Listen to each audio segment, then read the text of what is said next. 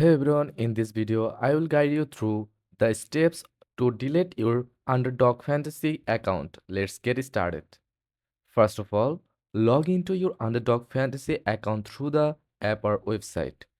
Once you are logged in, click on your profile icon located in the top right corner or bottom right corner and navigate to account settings. In the settings menu, look for the support or help section. You won't find a direct delete option, so this is where you need to reach out to their team. After that, click on Contact Us or open the support email option. Send a request asking to delete your account.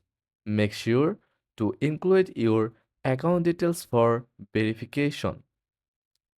Once you have sent the request, the support team will review it and get back to you with confirmation of the deletion process. This may take a couple of days. And that's it. Thanks for watching.